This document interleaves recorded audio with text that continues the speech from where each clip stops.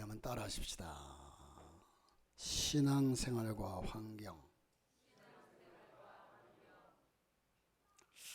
제목이 좀 그렇죠. 제가 이 말씀을 약 한 3, 4년 전에 이 본문을 가지고 말씀을 전한 적이 있는데, 그러나 비슷한 말씀을 전했는데, 오늘날 우리가 이 세대를 바라보면 이 세대 속에서 신앙생활을 제대로 하기가, 옛날에 우리 선조들은 총칼 앞에서도 믿음을 지켜왔고 신앙을 굳건하게 지켜왔는데, 우리는 지금 편하고 아주 너무너무 안락한 삶 속에 살다 보니까 더 오히려 신앙 지키기가 힘든 세대가 되었습니다. 그래서 우리는 이 환경을 바로 직시하고 우리 신앙을 바로 세우자라는 의미에서 오늘 이 말씀을 함께 생각해 보고자 합니다. 여러분, 우리 인간은 태어나서 성장한 환경의 산물입니다. 자기가 태어난 곳 성장은 환경의 산물이라고 보는데, 자기가 태어난 고장, 먹고 마신 음식, 살아온 문화, 그러다 보니까 여러분, 자기가 태어난 곳에서 문화를 익히고 말을 익히고 하다 보니까 경상도 사람은 벌써 경상도 말투가 묻어나요. 또 서울 사람은 서울 사람의 말이 묻어나고요. 이제 아무리 고치려고 해도 그것이 어릴 적에 습득되었기 때문에 그 환경 속에서 이렇게 그 사람에게 배어 있는 것을 보게 됩니다. 자, 문화나 모든 것들, 생활이 우리들의 사고와 그 인격을 형성하는 보금자리가 되는 겁니다. 장성한 후에도 인간은 자기 삶의 주변 환경에 끊임없는 영향을 받고 살아갑니다. 생활 형태가 이젠 그 환경에 따라서 형성되어 가죠. 자, 여러분, 물고기가 물을 떠나 살 수 없는 것처럼 우리 인간도 우리들을 둘러싸고 있는 이 환경과 문화와 모든 것을 떠나서는 살아갈 수가 없어요. 지금 내가 살고 있는 이 문화와 이 환경 속에서 살아야지 우리가 지구를 떠나서 어디가 살 수 있겠습니까? 우리 인간은 누구를 막론하고 환경의 동물인 것이 분명합니다. 그 환경에 적응해 살아갈 수밖에 없고 그렇게 살아가요. 여러분, 이것으로 보아서 우리 환경이 좋고 나쁨이 우리 삶에 미치는 영향이 대단히 크다는 거예요. 내 환경이. 그러므로 우리 크리스찬들은 자신이 어떤 환경 속에 있는가를 주의 깊게 살펴봐야 합니다. 여러분, 맹자의 삼천지교를 아시죠? 이 맹자를 바로 교육시켜 보기 위해서 힘쓰는 그의 어머니 3번씩이나 이사를 가요. 공동묘지가에 가가지고 우연히 살다 보니까 이 아이가 날마다 하는 게 이젠 상여 매는 소리, 상여 또 우는 소리, 뭐 장례식 치르는 습관. 그래서 그는 이래서는 환경이 중요하구나, 안 되겠구나, 떠나잖아요. 교회에서 자라는 아이들을 보면요, 제가 제 핸드폰에도 우리 주일학교 아이들의 그 모습이 몇 카트가 담겨져 있어요. 어떤 아이는 막 설교하고 꼬마 유치부 꼬마가 목사님이 흉내내고 가서 막 안수기도도 하고 어떤 아이는 막 기도하는 모습. 여러분, 이런 것들이 교회에서 늘 보는 게 그거다 보니까 그렇게 되어진 아이들. 우리는 그러면 그 아이들을 그 환경 속에서 계속 키워나가야 되는데, 부모들은 그 환경을 떠나버리면 그 아이들의 신앙이 금방 식어지고 떠나버려요. 자, 여러분, 그러므로 우리 크리스천들은요, 자신이 어떤 환경 속에 있는지를 주의 깊게 살펴야 합니다. 그 내 환경이 나를 지배하는 영향이 아주 크기 때문에, 환경이 내 신앙을 좌우하는 것이 크기 때문에 우리는 우리의 환경을 잘 직시해서 그 환경에서 벗어나야 될 것 같으면 벗어나고, 그 환경을 내가 바꾸어 가야 될 것 같으면 바꾸어 가야 하고, 우리가 온전한 믿음을 지키기 위해서 필요한 것인데, 그러면 우리가 온전한 신앙을 지키기 원한다면 어떻게 해야 되느냐? 그 첫 번째가, 마귀는 계속해서 영적인 환경을 오염시키고 우리의 환경을 계속해서 오염시키고 있습니다. 다시 말해서 지금 살아가는 세상의 모든 것들이요, 성경적인 안목으로 보면 정말 모든 것이 다 잘못되어져 가고 있어요. 어제 제가 우리 인류전대 회원들하고 같이 나들이를 간다고 해서 갔는데 화장실이 급해요. 그 후닥닥 쫓아가서 보니까 화장실이 밖에 분명히 양쪽에 이쪽에 남자 이쪽에 여자 딱 써졌길래 남자 쪽으로 쑥 들어갔더니 안에 들어가니까 양쪽에 들어오는 만나는데 문이 두 개가 있는데 이쪽에 보니까 남자 소변기가 보이고 이쪽에는 이제 또 남자 소변기. 저는 이제 이 공간에 들어가서 각각 다른 곳인 줄 다르게 이제 막혀 있고 그런 줄 알았거든요. 근데 너무 딱 붙어 있어가지고 여기는 소변 보는데 여기는 큰 거 보는데 이런가 보다 하고 이쪽으로 쑥 들어가가지고 볼일을 잠시 보고 있는데 여자들이 들어와가지고 웅성웅성 하는 거예요. 놀래가지고 이러다가 내가 아주 그냥 이상한 사람으로 뒤집어 쓰겠다. 큰일 났다. 이거 어떡하냐. 그래서 가만 죽은 듯이 있었어요. 그래서 몰래 볼일을 보고 살짝 나와 쳐다보니까 여기가 어딘데 이렇게 됐나. 나는 요즘 여러분 남녀 공용 화장실이 많거든요. 많이 생겼어요. 남녀 공용 화장실이 생긴 것 자체가 문제예요. 그런데 여러분 남녀 공용 화장실이 생기는 게 좋겠어요? 안 생기는 게 좋겠어요? 생기는 게 좋겠어요? 생기는 게 좋겠어요? 생기지 말아야 돼요. 아니 뭐 한다고 남녀 공용 화장실을 만들어요? 그걸 분리를 예전에는 공용 화장실이었어요. 그러나 이것이 다 분리됐잖아요. 그런데 이게 왜 또 참 알다가도 모르겠어요. 나중 세상이 얼마 가지 않아서요 남녀 혼탕이 있을 거예요. 분명히 올 거예요. 얼마 가지 여러분 살아있을 때 올 것 같아. 좋아하는 사람들이 몇 사람 있는 것 같아. 여러분 이 모든 것들이 그래서 어제 살짝 나와서 진땀을 뺐어요. 나와가지고 보니까 화장실이 그 작다 보니까 이게 다 바로 붙어가지고 문이 두 개가 이렇게 붙어 있고 이쪽에 쭉 들여다보니까 남자 화장실은 소변기가 이쪽에 몇 개 있고 저 안에 하나 이제 화장실 하나 있어요. 그래서 나와서 아주 혼난 적이 있는데 여러분 세상이 가면 갈수록요 그런데 이것이 자연스럽게 돼버려요.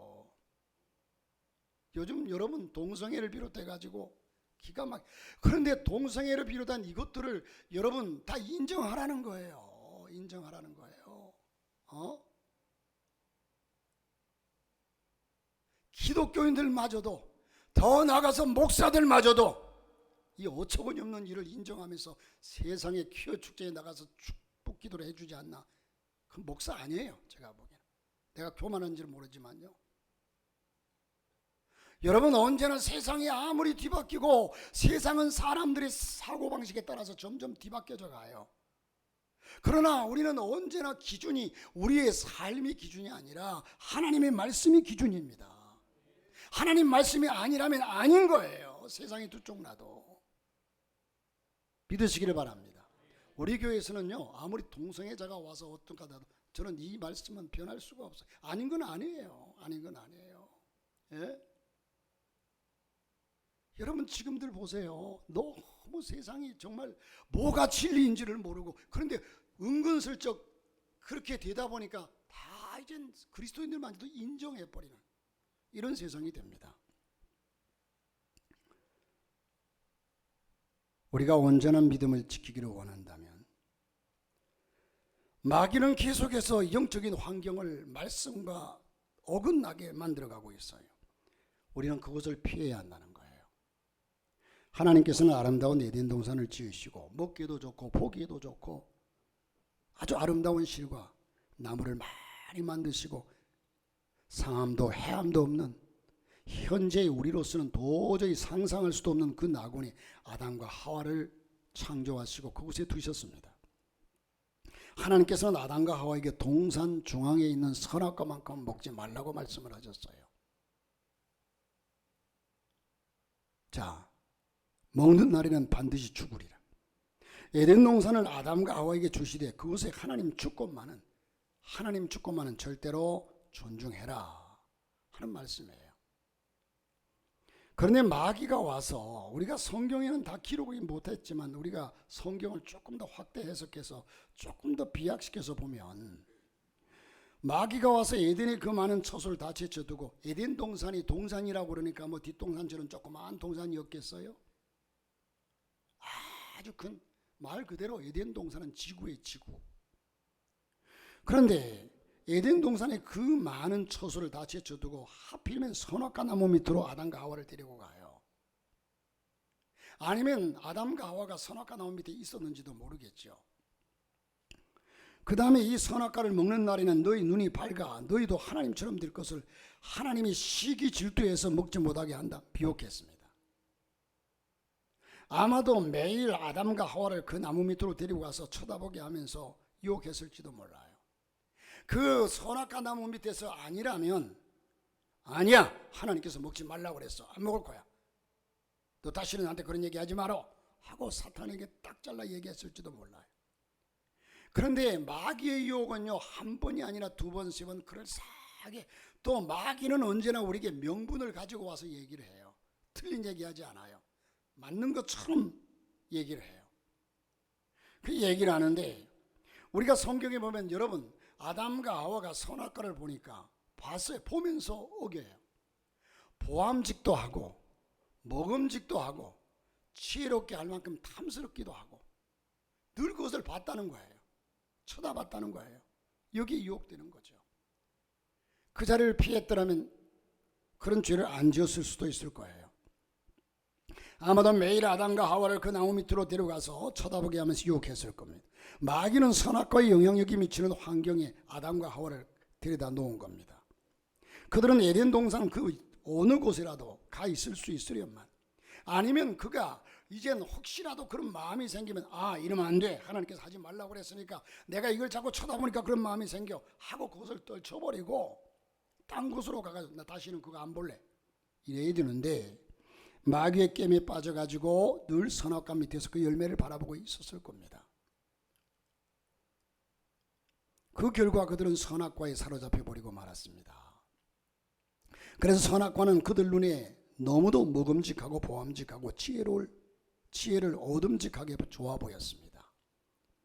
그 위에다가 마귀가 자꾸만 그럴듯한 해석을 갖다 붙입니다. 이렇듯 오염된 환경 속에서 아담과 하와는 피할래야 피할 수 없이 선악과를 따먹음으로 하나님을 반역하고 비참한 인생길을 걸어갈 수밖에 없는 상황이 되고 맙니다. 환경, 내 주위 환경. 이 환경이라는 것은 적극적으로 인간을 포로로 잡고 하는 그런 시스템입니다. 하나님께서는 이스라엘 백성을 애굽에서 이끌어내어 가나안 땅으로 인도하실 때에 엄하게 명하신 것이 있습니다. 하나님께서 이스라엘 백성들을 가나안 땅에 들어가게 할 때 엄한 명령으로 말씀하신 것이 너희가 가나안 땅에 들어가면 가나안 땅에 7 족속이 사는데 아모리 족속, 브리스 족속, 히위 족속 이런 모든 7 족속을 다 멸하라는 거예요. 이게 하나님 명령입니다. 그 이유가 뭡니까? 가나안 땅 백성들은요 우상 숭배가 심합니다. 그리고 저들은 방탕하고 음란합니다. 그래서 이스라엘 백성이 그 땅에 들어가 살면 별 도리 없이 그 환경에 물들 수밖에 없는 것은 하나님은 아셨어요. 백성들은 자기들은 우리는 그렇지 않다 얘기할지 모르지만 하나님은 이미 아셨어요. 그래서 하나님을 저버리고 타락하는 생활을 하게 될 것을 하나님께서 이미 아시고 그걸 막으려고 하셨던 겁니다. 환경을 먼저 정하게 하라고 명하신 겁니다. 그럼에도 불구하고 가나안 땅에 들어간 이스라엘 백성들은요 가나안 7족을 완전히 멸하지 않았습니다. 자기들은 자신이 있었습니다. 얼마든지 우리는 들어가서 저 정도면 우리가 지배하면서 다스리며 살 수 있어. 어느 정도까지 멸하고서는 타협해서 함께 살았습니다. 그 결과 어떻게 되었습니까? 하나님의 경고 그대로 그들은 가나안의 분위기에 환경에 물들어버리고 맙니다. 얼마 있지 않아서 이스라엘 백성들은 하나님을 버리고 바알신과 아세라신을 섬기고 음란과 방탕의 생활로 떨어집니다. 여러분 그 결과 하나님은 진노하셔서 이스라엘 백성들을 잔악한 바빌론과 아수르의 손에 포로로 잡혀가게 만듭니다. 여러분, 저들은 하나님의 심판을 받아서 처참한 고통을 겪게 됩니다. 여러분, 나는 어떤 환경이 주어져도 나는 그 환경에 지배받지 아니하고 믿음으로 살 수 있다고 얘기하는 것은 교만입니다. 교만이에요. 그런즉 섰다고 생각하는 자는 넘어질까 조심하라. 하나님이 왜 그런 말씀을 하셨을까요? 여러분, 성경 인물 중에 인류 역사상 전무후무하고 현명하고 지혜로운 사람이 누굽니까? 솔로몬입니다. 솔로몬. 그는 지혜로워서 모든 사리 판단도 잘하고, 여러분 아시다시피 두 여인이 아이를 데리고 와서 이 아이가 내 아이다, 이 아이가 내 아이가 아니다, 뭐 서로 옥신각신 싸우는데 솔로몬이 판결을 해주잖아요. 자, 그는 자문에 그의 대부분과 전도서 아가서를 기록한 사람이 솔로몬이에요. 또한 하나님의 크신 축복을 받은 사람입니다. 하나님의 특별한 지혜를 주신 사람이에요. 그러면 누구든지 환경에 다 매몰되고 환경을 따라간다고 하여도 솔로몬만큼은 그러지 말아야 될 사람이라고 봐요. 그러지 말아야 될 사람이 아니라 그렇지 않을 사람이라고 우리는 봐요. 그토록 현명하고 축복받은 그가 말년에 많은 이방 여자들을 아내로 데려왔습니다. 그 중에는 애굽 왕의 딸도 두로와 시돈의 왕의 딸도 있었습니다. 이 여자들은 자기들의 잡신과 우상을 그대로 가지고 왔습니다. 솔로몬은 그렇게 해서는 안 된다는 사실을 알아요.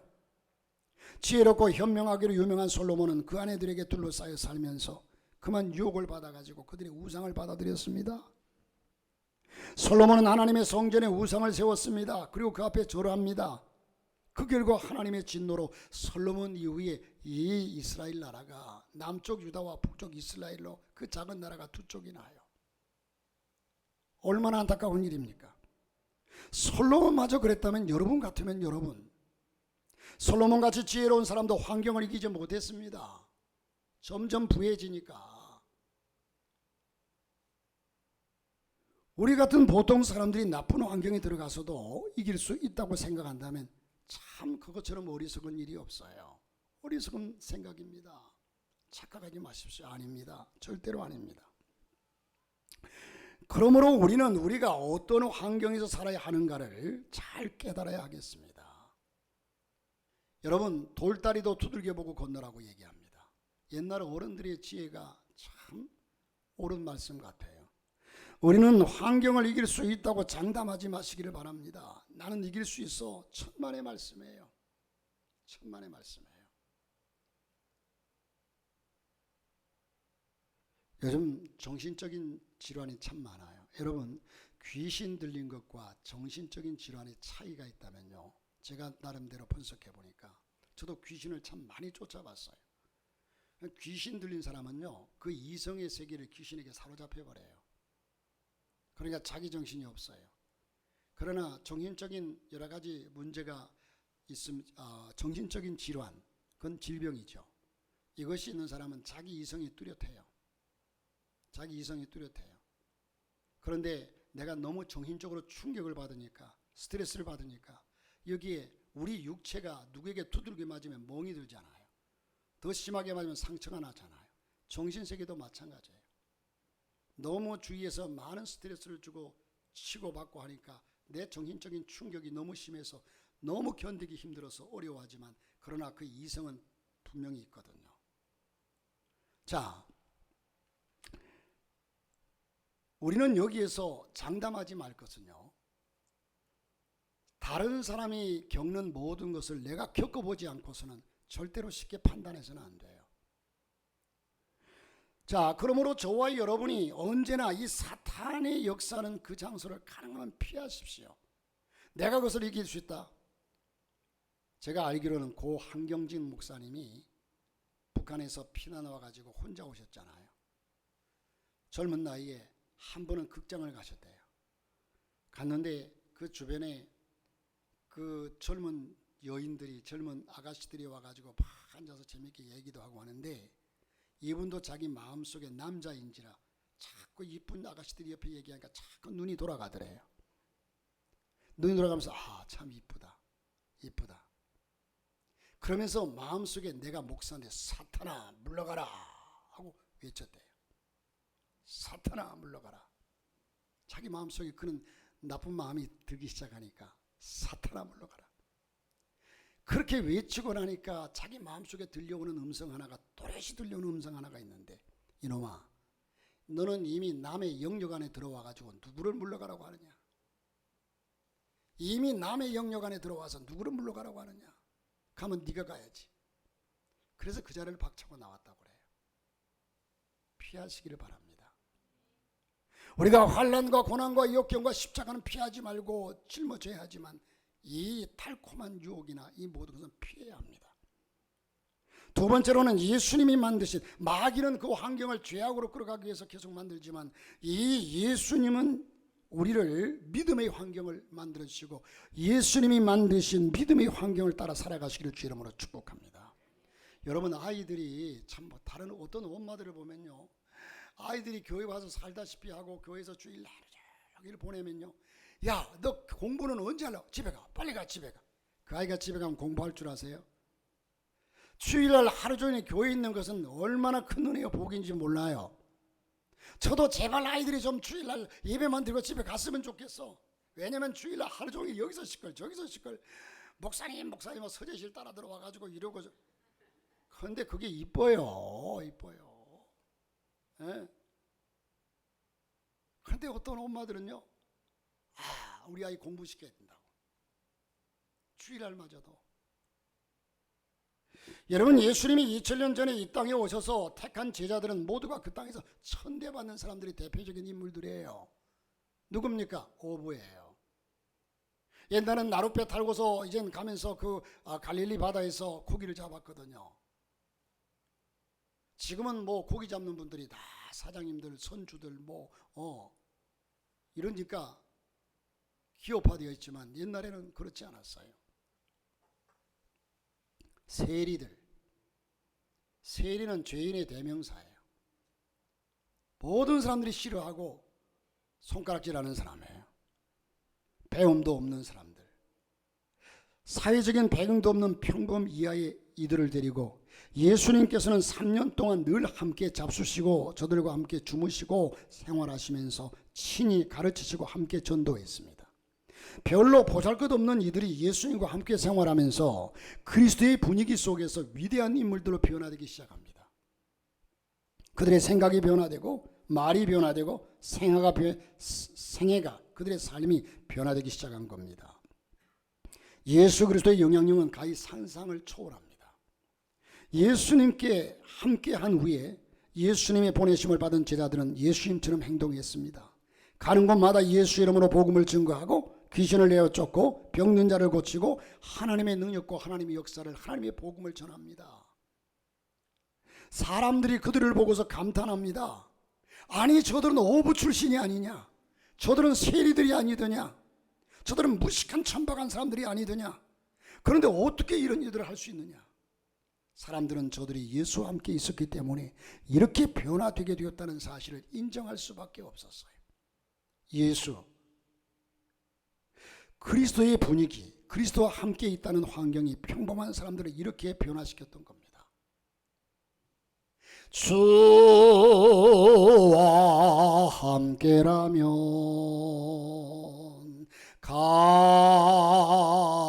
가난해도 좋아. 여러분, 이 찬양 가사 속에 아멘 할 수 있겠습니까? 아멘이 하나도 없잖아. 목사님, 나는 주님과 함께 아니래도 부자였으면 좋겠어요. 주와 함께라면 가난해도 좋아. 주와 함께라면 병들어도 좋아. 우리의 신앙이 이 경지까지 나가야 합니다. 할렐루야. 왜냐하면 여러분, 제가 세상을 몰라서 하는 얘기가 아니라 가난해도 행복할 수 있고 때로는 병들어도 행복할 수 있어요. 그리스도의 분위기, 그리스도와 함께 있다는 환경이 평범한 사람들이 이렇게 변화시켰던 겁니다. 여러분, 우리는 분위기에 따라 큰 영향을 받습니다. 내가 나약하고 미지근한 신앙일지라도 능력 있고 권세 있고 뜨거운 성도와 늘 함께하면, 여러분, 예전에 우리 기아대책 모임에 목사님들, 장로님들 이렇게 모였는데 어떤 장로님이 그래요. 자기는 언제나 모임이 있으면, 교회 모임이 있으면 목사님 옆에 앉기를 좋아한대요. 그런데 보통 신방을 가면 언제든지, 제가 지금 34년 동안 느낀 것이, 목사님 옆에 앉기를 좋아하는 사람을 본 적이 없어요. 집사람마저도 내 옆에 앉기를 별로 안 좋아하는 것 같아요. 그런데 그 장로님이 그래요. 그리고 누구나 부담스러워하는데 시장님들과 이렇게 모였어도 언제나 시장님 옆에 앉고, 그래야 큰 사람이 된다는 거예요. 그 얘기를 듣고 내가 맞다. 여러분, 언제나 은혜 받은 사람과 함께 하기를 즐겨왔어요. 그러면 은혜 받을 수 있어요. 맨날 교회에 비판이 나고 불평하는 사람 같이 있으면 백발백중 나도 물들어요. 제가 교회를 개척하고 집사람이 그래요. 아니, 당신이 그때 어느 교회 그 전사로 있을 때 목사님이 광고를 20분씩 했거든요. 광고 길게 한다고 맨날 그러더니 목사님이 당신이 닮았어 그러더라. 그래서 내가 가만 보니까 저런 거 닮았더라고. 그래서 그 뒤에 닮았다는 얘기를 듣고서 정신을 차리고 이제 할 수 있으면 짧게 하자. 지금은 길게 하는 편은 아니죠. 아유, 아멘. 글쎄요. 가능하면 제가, 그래서 우리 교회 예배가요 11시에 시작하면 11시 10분 이내에 딱 마치려고 거의 그렇게 맞춰지잖아요. 그죠? 오전 1부 예배도 그렇고 2부 예배도 시간이 딱 맞춰요. 예. 어떤 때는 설교를 길면 그 중간에 잘라버려요. 그거 다 하려고 보면 시간이 늦어지니까.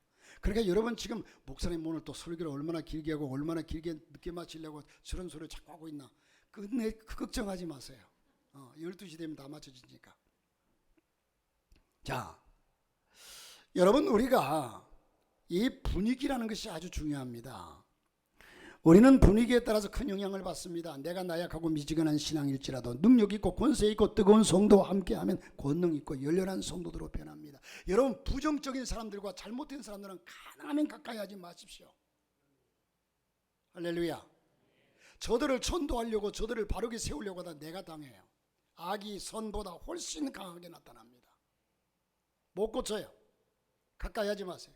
하다 보면 나도 모르게 물들어요. 나도 모르게 물들어요. 제가 언제나 양복을 입고 교회 오면 뭐 일저일 하는데, 옷을 언제나 저는 이젠 교회 올 때는 뭐 작업복이 따로 없어요. 옛날에 전사 때도 양복 입고 넥타이 메고 전봇대 타고 올라가가지고 현수막 걸고 했으니까 이게 편해요. 또 집사람은 안 편하지만, 오죽했으면 어떤 세탁소에 가서 세탁소 주인이 그러더래요. 아니, 남편이 뭐 하는 사람인데 옷이 이래요. 막 본드가 묻고 실리콘이 묻고 이러니까 양복에. 그건 잘하는 게 아닌데 내가 자랑처럼 얘기하는데, 어쨌든 그런데 교회에 와서 이렇게 이젠 그대로 일을 하기도 합니다. 자, 여러분, 우리가 언제나 능력 있는 사람 곁에 있을 때에 우리의 신앙이 변화받는다는 거예요. 그런 사람을 가까이 하라는 거죠. 우리가 성령을 충만히 받아서 기도하면 방언이 터지고 하나님의 능력을 경험하게 됩니다. 그런데 이 모든 것이 힘으로 되지 아니하고 능으로 되지 아니하고 오직 여호와의 신으로 된다고 말씀을 합니다. 자, 이제 오늘 본문으로 돌아가 보십시다. 제가 이제 딴 얘기를 하다 보니까 횡설수설한 것 같은데, 오늘 본문의 회당장 야이로는 딸이 죽게 되자 예수님께 뛰어와서 내 딸에게 손을 얹어 살게 해달라. 예수님께 간구해요. 예수님은 야이로의 간구를 듣고 그와 함께 그의 집으로 가다가 혈류병 걸린 여인이 그를 붙잡고 옥신각신하다가 그를 고쳐줘요. 그런 바람에 시간이 늦어져요. 지금 이 회당장 야이로의 딸은 지금 죽음이 임박하고 아주 그냥 생사를 오가는 그런 입장인데, 그러다 보니까 회당장의 집이 가까이 가자 오늘 본문에 보면 그 집 종이 뛰어나와서 야이로에게 하는 얘기가, 이제 선생님을 더 괴롭게 하지 마소서, 당신의 딸이 죽었습니다. 그의 집에서는 통곡 소리가 들려옵니다. 여러분, 그 당시에는요, 부잣집에서는요, 초상이 나면 통곡하는 사람, 울음꾼을 돈을 주고 사와서 울게 만들어요. 왜냐하면 통곡 소리가 클수록 그 초상이, 그 장리가 더 훌륭하다고 생각해서 그래요. 그래서 오늘 말씀에도 보면은 우는 사람들이라고 그랬어요. 우는 가족들이 아니라. 자, 큰 초상에 대해서 전문적으로 울어주는 울음꾼들을 구하기도 했는데 이 울음꾼들이 이미 회당장 집에 와서 진을 치고 천지가 떠나가도록 울고 있습니다. 통곡이라고 그랬어요. 그러나 예수님께서는 회당장에게 두려워 말고 믿기만 하라 이러하신 후에 집에 들어가서 울음꾼들에게 이렇게 말합니다. 이 아이가 죽은 것이 아니라 잠잔다. 자, 여러분 여기에 이 울음꾼들이 그 아이의 모습을 모릅니까? 모르긴 해도 아마 코에다가 손도 대서 봤을 것이고 귀도 대봤을 것이고 솜틀을 가지고 코앞에 대보기도 했을 거예요. 손을 잡아보기도 했을 거예요. 맥박이 뛰나 가슴을 만져보기도 했을 거예요. 이미 죽었다는 걸 알아요.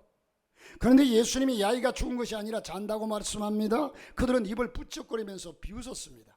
죽은 아이가 잔다니. 그때 예수님은 어린 딸을 살리기 위해서 그 아이에게 가시기 전에 먼저 뭘 하셨느냐? 예수님의 말씀을 믿지 않는 불신앙의 무리들을 모두 다 내어쫓으셨다. 다 나가라. 다 내어쫓으셨어요. 불신앙의 분위기를 일신시킨 겁니다. 분위기는 중요합니다. 여러분, 신앙의 분위기는 참으로 중요합니다. 불신앙의 분위기 속에서 하늘나라의 역사가 이루어지지 않습니다. 예수님께서 그의 자란 곳 나사렛에 가시니 모두 배척하여서 불신앙의 그곳에서 큰 일을 할 수 없었다. 선지자가 고향에서는 여러분 배척을 받고 역사를 일으킬 수 없다고 예수님이 말씀하셨는데, 왜냐하면 선지자가 고향에 가면 그 고향에서 아우 저 아이 어릴 적에 코 올리면서 그렇게 찔찔거리고 공부도 못하고 했던 녀석이 뭘 하겠어? 나사렛에서 무슨 선한 것이 날 수 있겠어? 안 믿으니까 역사는 나타나지 않는다는 거예요. 예수님께서는 제자들 중에서도 믿음이 강한 베드로와 야고보와 요한, 언제나 데리고 다니는 이 믿음의 사람들을 데리고 이들만 데리고 어린아이가 누워있는 방으로 들어가십니다. 그 방은 이제 믿음의 분위기가 형성되었습니다. 확신이 있습니다. 예수님께서는 어린 딸의 아이의 손을 잡고 달리다쿰 딸아 소녀야 일어나라 하시니 즉시 일어났다는 겁니다.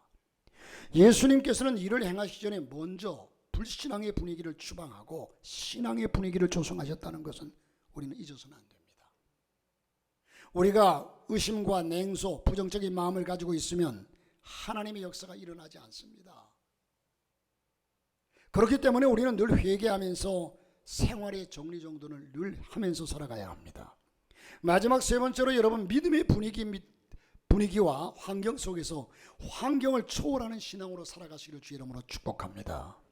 믿음의 분위기 및 환경 속에 살기 위해서는 어떻게 해야 되느냐? 성경은 너희가 모이기를 힘쓰라. 그 이유는 모이는 것은 놀라운 분위기를 만들기 때문에 그렇습니다. 자, 보세요. 성경에는 너희 두세 사람이 내 이름으로 모인 곳에 나도 너희 가운데 있겠노라. 이 말씀은 여러분 작은 모임에도 하나님 함께 하시겠다는 의미가 있지만, 그러나 그 모임 속에 하나님이 함께 하겠다는 거죠. 이유야 막론하고. 이게 얼마나 놀라운 분위기입니까? 주의 이름으로 두세 사람이 모이면 예수님도 그 가운데 와 계시기 때문에 믿음의 분위기 속에 믿음의 환경으로 들어가게 되는 겁니다. 자, 여러분 성경에 보면 한 사람이면 천을 쫓겠고 두 사람이면 얼마를 쫓을까요?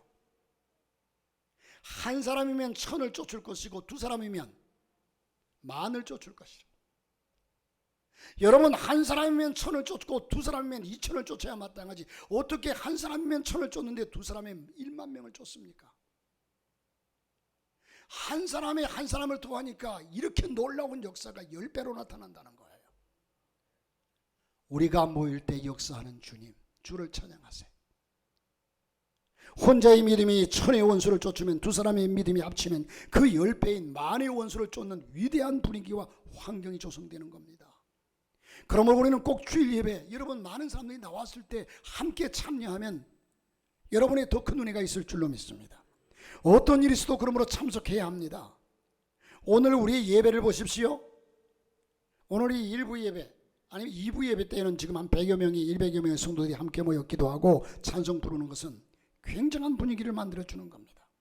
한 사람보다 두 사람이, 두 사람보다 10사람이 낫고 10사람보다 1000사람, 1000사람보다 10,000사람. 수가 많을수록 그 신앙은 서로 상승작용을 해서 불신앙을 쫓아내고 마귀를 쫓아내고 신앙의 뜨거운 열기를 가져오는 분위기를 만드는 겁니다. 그러므로 여러분들이 점점 영적인 분위기를 만들어 가야 한다는 사실이에요. 할렐루야. 여러분 구역 예배를 드릴 때도 둘이 앉아가지고 예배 드리면 힘도 없고 맥도 없고, 집사님 다음 주에는 어디서 드릴까? 집사님 집에 드리자. 안 돼, 우리 집에. 그 다음 주에 늘 둘이 모이다 그 다음 주에 한 사람 더 왔어. 세상에 신바람 나가지고 찬양도 구주 예수 이제 힘이 나잖아요. 여러분 개척할 때 딱 한 사람 들어오니까요, 이야, 성경에 한 명이 1000명만, 천하보다 귀하다는 실감이 나요. 얼마 다른 교회에서 여러분 지금 여러분이 볼 때는 개척교회 교인들이 볼 때는, 교회에서 볼 때는 우리 교회가 오 대단하다 볼지 모르지만, 큰 교회에서 보면 아이고 이거 우리 교회 성가대만밖에 안 되네 이럴 거예요. 자 여러분, 그러면 내가 거기에 더함으로 통해서 내가 다른 사람에게 그 은혜를 미치고, 내가 거기에 더함으로 통해서 그 사람으로 통해 또한 내가 은혜를 받고 상승작용이 강하게 나타난다는 겁니다. 여러분 저와 여러분의 예배뿐만 아니라 모든 신앙의 분위기를 만들어가고 그 분위기 속에서 살 수 있도록 힘쓰시기를 주 이름으로 축복합니다. 여러분 미국이라는 나라가 잉글랜드, 영국에서 신앙생활 제대로 하고 하려고 그들이 그 무서운 파도를 이기고 떠나온 사람들이 미국을 개척하지 않았습니까? 믿음의 분위기를 만들려고. 자, 그 신앙은 상승작용을, 불신앙을 쫓아냅니다. 그러면 내 신앙이 약하더라도 많은 사람이 모이 예배드리는 분위기 속에 들어가면 그 분위기가 나를 변화시키고 마는 겁니다. 여러분은 모이기를 피하면 안 됩니다. 여러분 주일 성수하는 것은 두말할 것도 없지만, 가능하면 수요 예배, 금요 기도회, 또한 구역 예배 열심히 참석하십시오. 할렐루야. 그것이 내게 생명을 얻는 것이고, 그렇게 신앙생활하다 보면 그렇게 나가는 것이 기뻐요. 여러분 지금 여러분들이 예수 믿는데 와서 앉아서 예배드리면 세상 사람들은 오늘 날씨가 이렇게 좋은데 아이고 예수 믿는 놈들은 뭐 그렇게 교회 가가지고 답답한 공간에 앉아가지고 그 딱딱한 설교 듣고 그 다음에 헌금까지 갖다 드리면서 아니 무슨 재미로 세상을 사나, 그렇게 얘기하겠죠. 그러나 우리는 예수 믿음으로 통해서 우리 마음속에 생기는 기쁨과 평화와 은혜와 놀라운 하나님의 영적인 파워를 가지고, 아니 예수 믿는 것이 이렇게 귀하고 이렇게 좋은데 예수 믿지 않는 사람들은 무슨 재미로 세상을 사나, 이렇게 얘기할 수 있는 믿음을 가지시기를 주의 이름으로 축복합니다. 소돔과 고모라 성을 보십시오. 성경이 말하는 의인 롯이 가족과 함께 그 성에 들어가 사는 동안 그들은 그 성에 압도되고 맙니다. 향락의 도시입니다. 소돔 고모라 성은 향락의 도시고 죄악의 도시입니다. 그런데 보기에는 너무나 육신적으로 살기에는 너무 빛깔번쩍하고 너무 참으로 화려하고, 그래서 이 롯은 그 소돔 고모라 성을 택한 겁니다. 롯의 아내는 여러분 거기에 압도되고 말아서 롯의 아내는 완전히 소돔 고모라를 사랑해서 떠날 수가 없었어요. 그래서 결국은 그가 소금 기둥이 되고 말아요. 멸망입니다. 롯의 딸들은 그곳에 방탕하고 죄악된 습관에 젖어버렸습니다. 그 딸들은 아버지와 함께 도망해 나왔지만 산중에 숨어 있을 때 아버지에게 술을 먹이고 잠자리를 같이 하지 않습니까? 두 딸이 모두 아버지로서 자식을 낳게 돼요. 참 이건 있을 수 없는 얘기잖아요. 그런데 저들이 이 모든 것들이 그런 마음을 품게 된 것이 소돔 고모라에서 젖은 문화와 소돔 고모라에서 이젠 바라봤던 그들의 모습이라는 거죠. 물들었다는 거죠. 그래서 저들에게 아버지로 통해서 난 자식이 모압과 암몬입니다. 이 모압과 암몬이라는 자식이 이스라엘을 끝까지 괴롭히는 족속으로 이젠 만들어지게 됩니다. 죄악의 결과죠. 보십시오. 의인 롯과 그 가족이 소돔과 고모라의 분위기 속에 살다가 완전히 패가망신 나오고 만 겁니다. 아무리 의인이라도 나쁜 환경에 들어가니 그것은 이기지 못하고 마는 겁니다. 뿐만 아니라 불신앙 및 세속적인 환경을 피해야 합니다. 세속적인 친구들과 모임과 술, 담배, 도박, 세상, 잡담, 거칠게 몰아치는 세속적인 분위기를 꽉 차 있는 이곳을 피해야 합니다. 그곳에 들어가 함께 희당 나가다 보면 자신도 모르는 사이에 세상의 모든 것이 내 심령에 들어오고 맙니다. 특별한 경우에 이 외에는 세속적인 친구의 모임에 여러분들이 참여하지 마십시오. 내가 당해요. 여러분이 신앙생활을 오래 하다 보면 세상에서 친구는 다 떨어져 나가고 제대로 신앙생활을 하는 사람들은 이젠 예수 믿는 사람들이 하나가 되는 모습을 보게 돼요. 이게 제대로 된 신앙입니다. 분위기 때문에도 도저히 합쳐질 수가 없죠. 가치관이 다르기 때문에 그렇습니다. 물과 기름과 같이 되는 겁니다. 그렇기 때문에 세속을 떠나가고 믿는 이들은 서로 합치게 됩니다. 여러분, 세상과 교회와 양다리 걸치고 있는 사람들은 절대로 믿음이 안 들어가요. 교회 쪽으로 다리를 옮겨야 신앙이 들어가지, 양다리 걸치고 있는 한 절대로 신앙이 안 들어가요. 또 육체의 향락을 도모하는 환경을 피해야 합니다. 이 세상에는 인간의 육체를 이용해 유혹하는 처소들이 많습니다. 그런 분위기 속에 들어가면 육신의 정욕에 취해서 영적인 세계로 나가지 못합니다. 여러분, 영국의 대문호인 셰익스피어라고 하는 사람을 잘 아시죠? 바로 16세기에 영국에 태어나게 됩니다. 그는 중학교 1년밖에 못 다닌 참으로 불쌍한 사람입니다. 아버지가 사업에 실패해서 극히 어려운 삶을 살게 되고, 이 셰익스피어는 런던 거리로 뛰어나와서 다니다가 지나가는 마차에 치여서 피를 흘리고 있을 때 그 마차에 타고 있던 사람이 극장 주인이었습니다. 그를 데려다가 치료해주고, 그를 데려다가 극장에서 심부름시키고, 극장에서 일하면서 글을 쓰고, 하나님을 확신하게 의지하면서 그곳에서 만들어낸 작품이 오늘날 온 세계 부화가 되었습니다. 온 인류에게 감동을 주는 인류 역사의 최대의 문호가 탄생한 것이 바로 이 셰익스피어의 탄생입니다. 그래서 영국은 이렇게 말하지 않습니까? 영국이 잘하는 것은 셰익스피어라고 말하고, 영국에서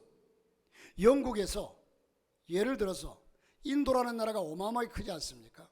셰익스피어와 인도 둘 중에 하나를 택하라고 한다면 영국은 인도를 버리고 셰익스피어를 택하겠다. 인도와 겨룰 수 없는 사람이 셰익스피어라는 거예요. 이렇게 말할 정도로 그는 위대한 일을 할 수 있었습니다.